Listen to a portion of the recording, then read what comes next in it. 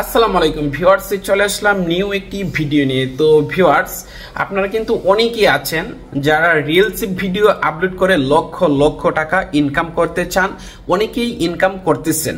তো reels video আপনাদের viral করার জন্য সবচেয়ে ইম্পর্টেন্ট যে বিষয়টা সেটা হচ্ছে থাম্বনেল। তো রিলস ভিডিও থাম্বনেল কিন্তু আপনারা অনেকেই সেট করতে পারেন না। তো আমি আজকের ভিডিওতে খুব সহজ পদ্ধতিতে দেখাবো যে কিভাবে আপনারা ফেসবুকে রিলস ভিডিও আপলোড করার সময় থাম্বনেলটা অ্যাড করে নেবেন। তো এটা করার জন্য প্রথমেই আপনারা পেজে চলে যাবেন। তো আমি পেজে চলে গেলাম। পেজে চলে যাওয়ার পরে আমি রিলস অপশনে ক্লিক করলাম। রিলস অপশনে ক্লিক করার পরে আমি ভিডিওটা সিলেক্ট করলাম।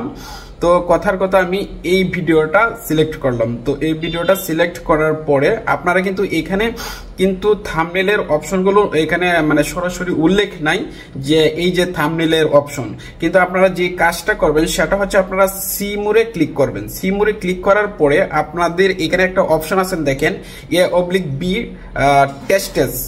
তো বি টেস্টেসে আপনারা ক্লিক করার পরে এখানে লেখা আছে কিন্তু কভার টেস্ট। তো আপনারা কভার টেস্টে ক্লিক করবেন। কভার টেস্টে ক্লিক করার পর আপনারা উপরে দেখতে পাচ্ছেন একটা অপশন আসছে লাল চিহ্ন দিয়ে।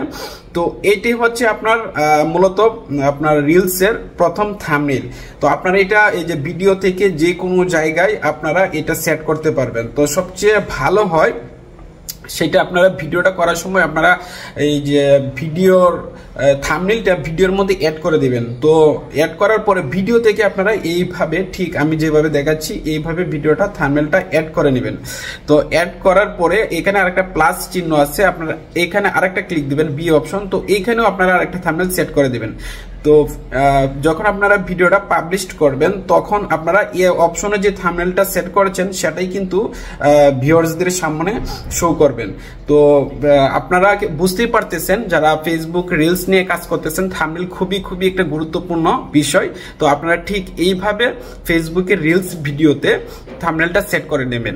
তো ভিডিওটা যদি ভালো লেগে থাকে অবশ্যই ভিডিওটার মধ্যে একটা লাইক দিবেন। নিত্য নতুন ভিডিও পেতে অবশ্যই আমার চ্যানেলটার পাশে থাকবেন। ধন্যবাদ সবাইকে।